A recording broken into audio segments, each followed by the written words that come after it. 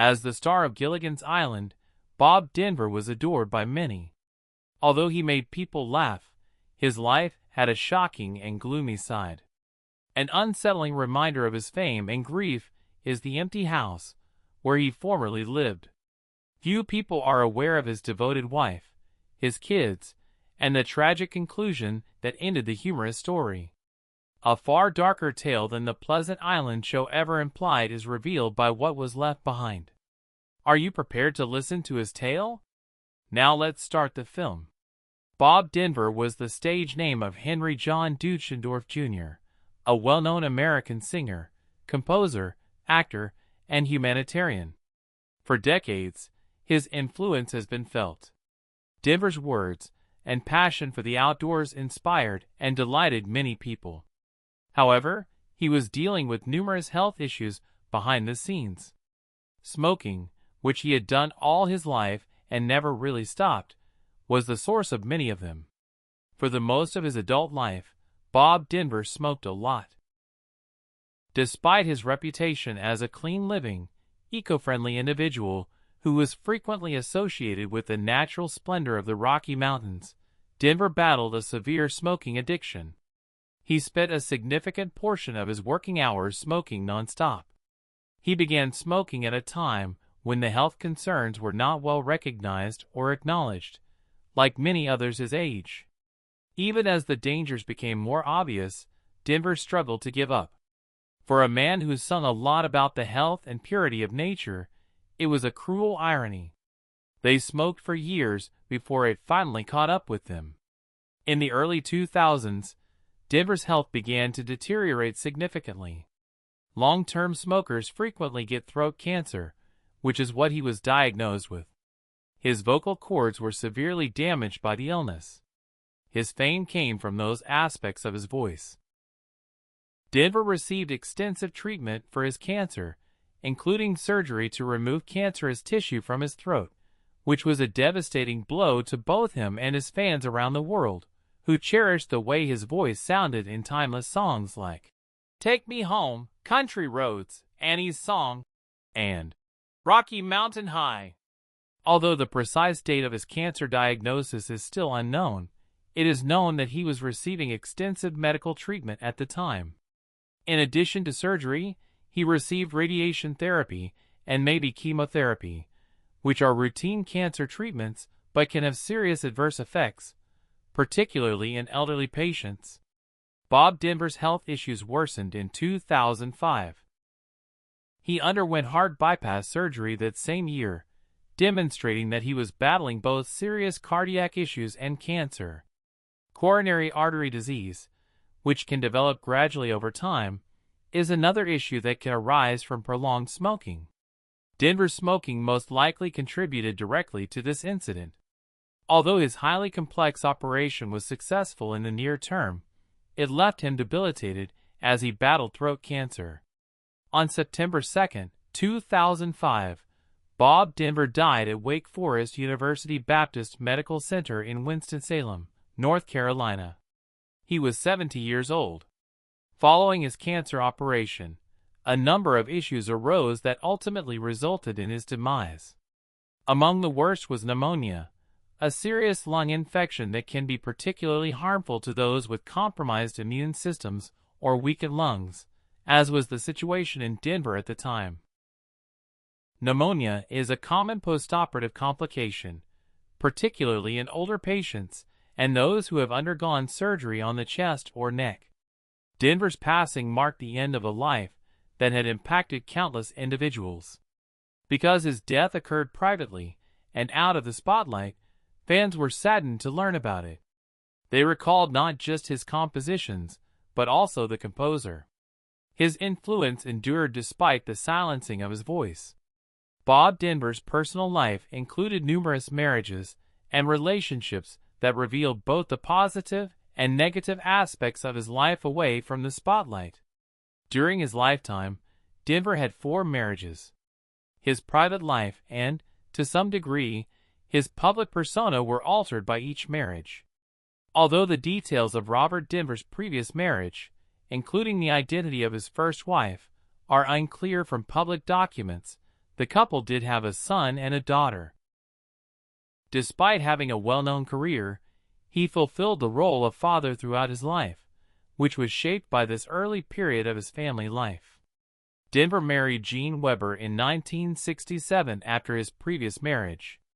He was married for a relatively brief period of time, ending in 1970.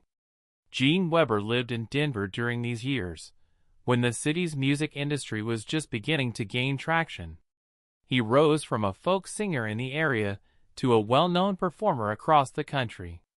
Their marriage was significant, but it ended at a time when Denver's career was taking off. In 1972, Denver married Carol Abrahams. They were together during some of his most significant years as a public figure and artist, and they had a kid together. Up until 1975, they were wed. During their time together, Denver had a girl named Emily.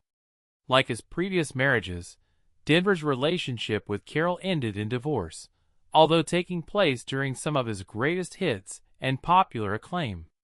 Due to the demands of celebrity and personal issues, Denver most likely struggled to maintain these early marriages. Denver's final union was with Dreama Perry, whom he remained with until Perry's passing in 1997. In addition to being his spouse, Dree was his partner, supporting him during both his professional and personal triumphs and setbacks. Together, they had a son named Colin. This relationship was more dedicated and steady than his previous ones, and Dree supported him during his latter years, even when he was battling cancer and then experienced other health issues. Denver had some contentious aspects of his personal life in addition to his family life, particularly after he was arrested by the state for possessing marijuana. On February 7, 1971, Denver was apprehended in Anderson, California, after authorities discovered cocaine and drug paraphernalia in his vehicle. At the time, possession charges were regarded quite seriously, and the majority of states did not permit marijuana. Denver was given a lesser sentence and a $250 fine for saying no contest to the charges. This incident demonstrated how fragile the culture was in the early 1970s, when attitudes toward drug usage were shifting but prohibitions remained stringent. Nearly 30 years later, in 1998, Denver faced yet another marijuana-related legal issue. Police conducted an investigation after discovering marijuana that had been delivered to his home. Denver initially claimed that Dawn Wells, who portrayed Mary and on Gilligan's Island, was the sender of the box. This report piqued the curiosity of the general public and the media. In court, Denver later declined to identify Wells, but he did state that the message must have been sent by a crazy fan, eliminating Wells from consideration. Denver was given 6 months of probation after saying no contest once more. Denver's relationship with marijuana remains complex, as this episode demonstrated. Many believed he utilized it to treat his medical issues. These legal run-ins had no impact on Denver's reputation as a performer and environmentalist. They instead revealed a more human side of the celebrity, one who was not afraid to defy the law and the social mores of his era. They also demonstrated broader shifts in American culture about drug use, particularly among celebrities and artists. Now let's discuss Bob Denver's house. At the height of his popularity as the endearing Gilligan from the popular television series Gilligan's Island in the mid-1960s, Bob Denver made a significant personal investment that demonstrated his growing status and his need for calm in the hectic world of Hollywood. He purchased a large home overlooking the serene Topanga Canyon. The home is near Malibu, California's beaches and popular lifestyle. More than just a place to live, this home served as Denver's sanctuary, a place where he could escape the rigors and expectations of celebrity, and a crucial place for him to maintain his composure during one of the busiest periods of his career.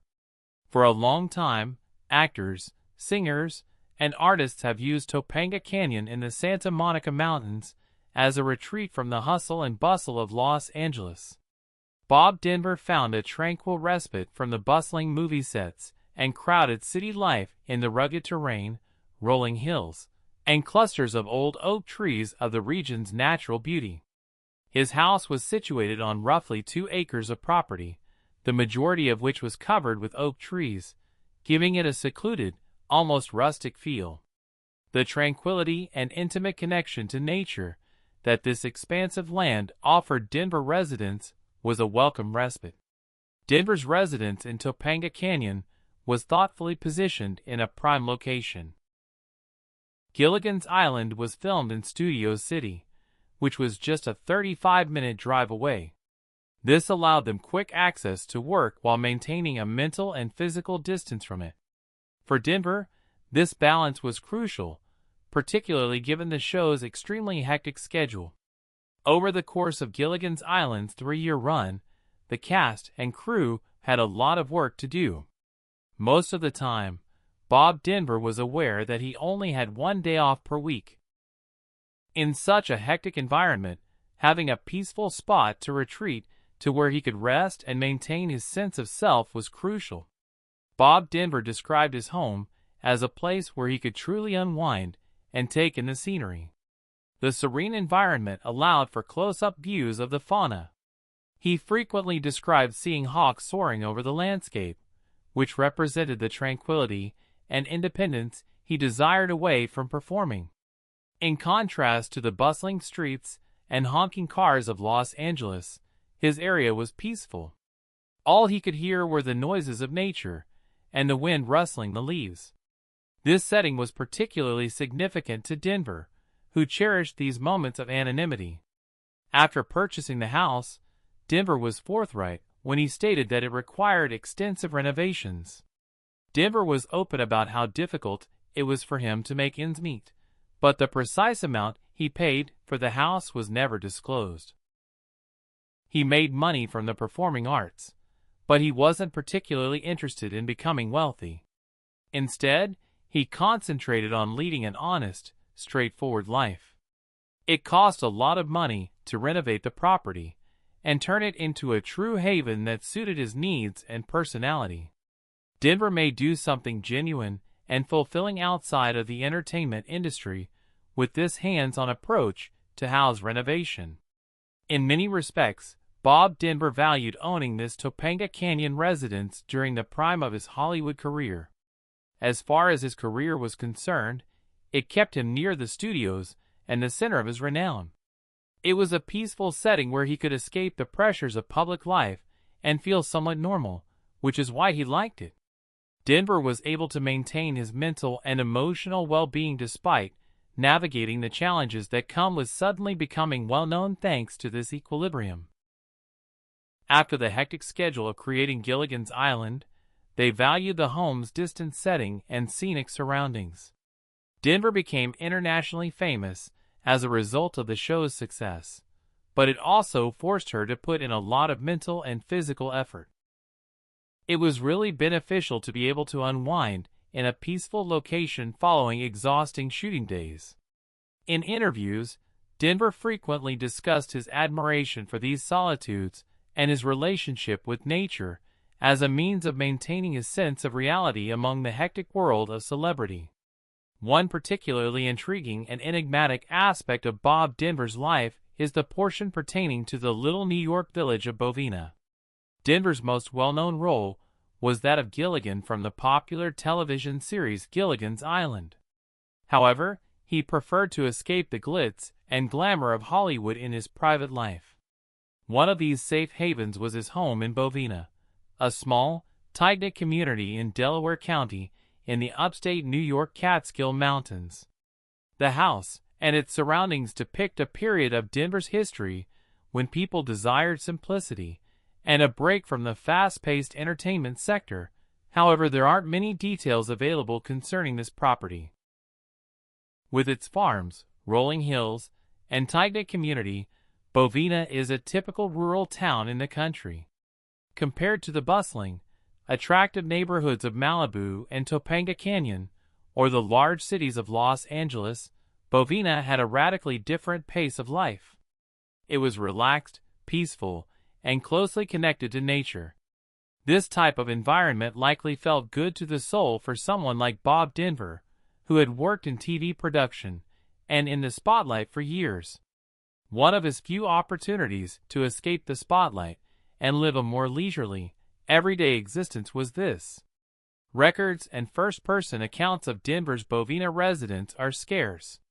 The fact that little is known about the property's size, architectural design, or particular features may indicate how little Denver cared for this aspect of his life. This New York property appears to have been a modest holding, more of a private retreat than a stately home. In contrast to his well-known residences in California, such as the spacious house he constructed in Topanga Canyon close to Malibu. The fact that little is known about the prices at which the land was purchased or sold lends credence to the theory that Denver's involvement was likely modest and reasonable rather than a significant financial or prestige-driven venture. Despite the lack of specifics, the house's rural setting alone reveals a great deal about Denver's individual aspirations in the 1970s. At the time, he was going through a career transition.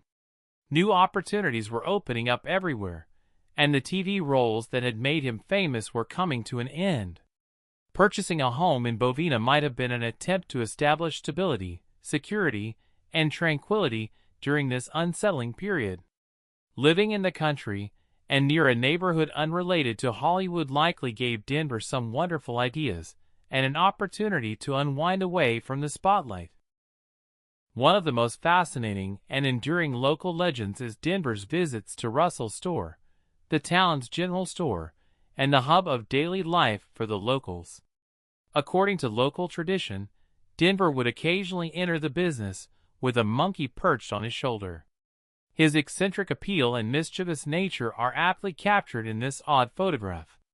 Denver's unusual companion was most likely one of his pets, or an animal friend that he had come to like. He gave his presence in the small village an odd touch. Stories like this demonstrate how Denver's character and notoriety made even a peaceful rural community memorable.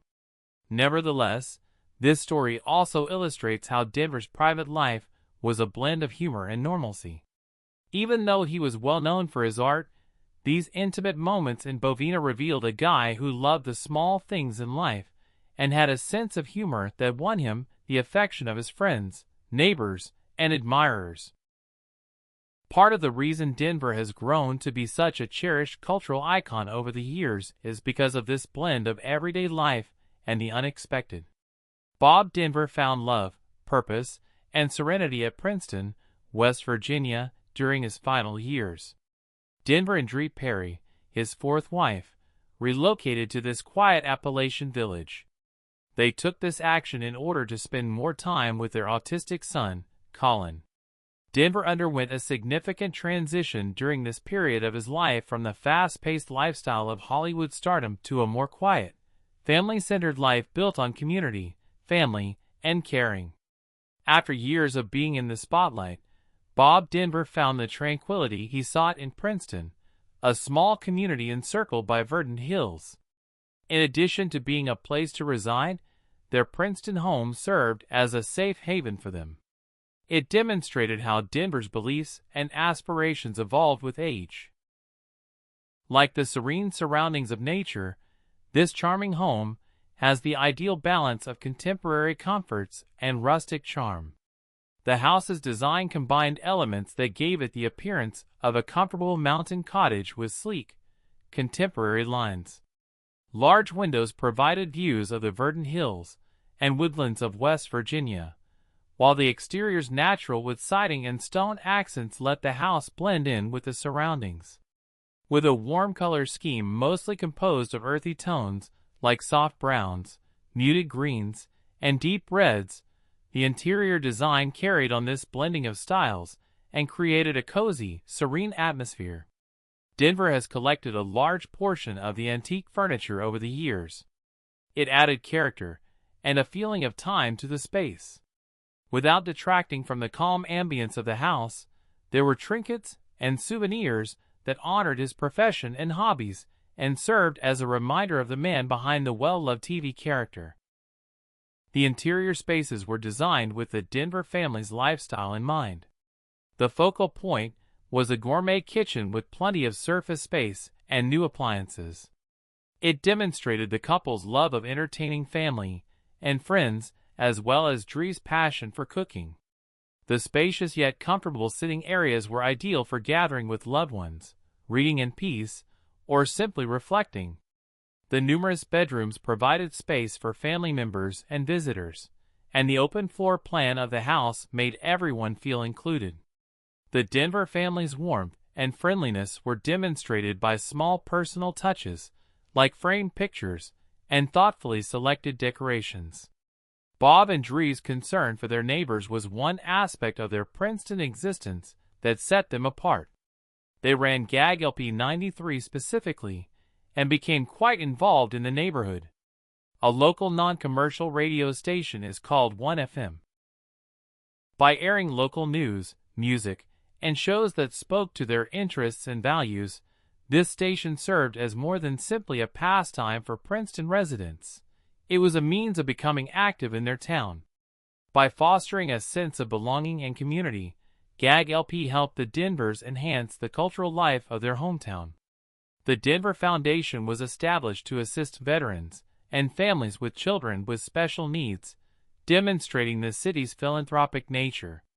Their personal experiences and desire to support others, especially those facing challenges similar to those their son Colin faced, were reflected in this foundation. Through outreach, advocacy, and financial support, the Denver Foundation aimed to truly improve the lives of those in need both inside and outside of their city. For his TV roles, particularly as Gilligan, Bob Denver was well known across the nation. Fans were interested in him when he initially arrived to Princeton, and occasionally drove past his family's house in the hopes of seeing the well-known actor. However, Denver evolved into more than simply a local celebrity over time. He was viewed as a friend, a neighbor, and a man who genuinely cared about his new home and family. This acceptance demonstrated Denver's groundedness and his sincere desire to establish connections in the community he now called home. Bob Denver's Princeton home, where he lived until his death in 2005, demonstrated his values as he aged. In this instance, the pleasures and responsibilities of family life outweighed the benefits of celebrity. The house's peaceful setting, cozy interior, and socially engaging activities mirrored Denver's desire for simplicity, connection, and meaning away from the spotlight. Nevertheless, Bob Denver was at a significant turning point in both his personal and professional lives when the first season of the well-known television program Gilligan's Island concluded in 1967. The years leading up to the show's finale had been extremely hectic and challenging. He had been shooting episodes with extremely tight schedules, with only one day off most weeks, for 3 years in a row. Playing Gilligan made him a national celebrity, but the attention and pressure of being in the entertainment industry eventually got to him. Denver decided to unwind and recuperate completely in Lake Sherwood, a serene lakeside resort in the hills north of Malibu. Lake Sherwood, which was renowned for its serene ambience and stunning landscape, was a popular destination for people who wished to escape the never-ending bustle and noise of Los Angeles. The lake was easily accessible and still private because it was only a short distance over the mountains from Malibu. The large studio lots where much of Denver's work had been filmed were roughly a half-hour's drive away. It was far enough away to allow him privacy, but close enough to allow him to keep up with his job. There was more to Denver's home on Lake Sherwood than meets the eye. After years of working constantly, it was his safe haven, a place where he could unwind. Public documents don't provide many details on the house's size or design, but what we do know from Denver's own ideas and the accounts of others who knew him well is sufficient. It was a peaceful location in the center of nature, and the lake's placid waves improved his mood. After a significant TV role that had shaped his career, the environment was exactly what he needed as he navigated life's unknowns during this period of transition. Denver cherished the sense of community that surrounding the lake, which was one of his favorite things about his stay at Lake Sherwood. Denver took joy in the little things that made life pleasant in this lakeside town, because he didn't want to be alone. On the still lake surface, he would often spend hours observing businesspeople rowing. Their regular strokes produced a soothing beat that complemented the serene ambience of the lake. Children playing in the adjacent wetlands and along the shore added to the rural appeal.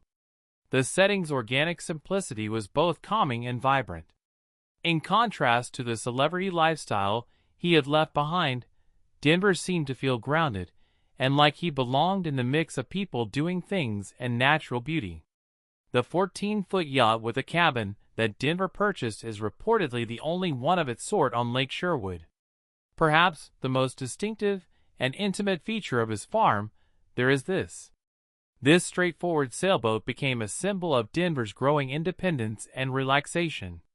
Sailing allowed him to unwind emotionally and physically. Away from the pressures of entertainment, he could float alone across the lake. He could spend hours on the water regardless of the weather, because the boat's home provided a comfortable location to stay on day outings. Denver used sailing as a means of satisfying his intense need for reflection, isolation, and a connection to the natural world. Denver's lifestyle at the time was reflected in the lakefront home and accompanying ship.